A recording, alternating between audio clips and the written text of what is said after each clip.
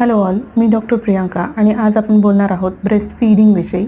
Breast feeding किंवा स्तनपान ही एक जसं अन्न वस्त्र निवारा आपल्यासाठी गरज असते, तशीच बाळासाठी ब्रेस्ट फीडिंग ही त्याची एक मूलभूत गरज आहे.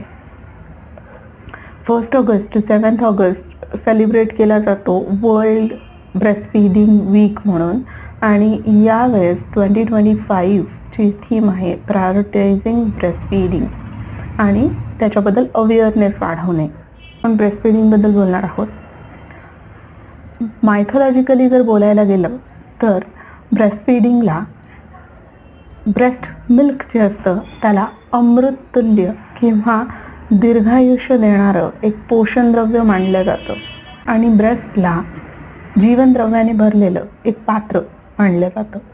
वेद आणि आयुर्वेदही ब्रेस्ट फीडिंगच्या फायद्यांवरती भर देतात.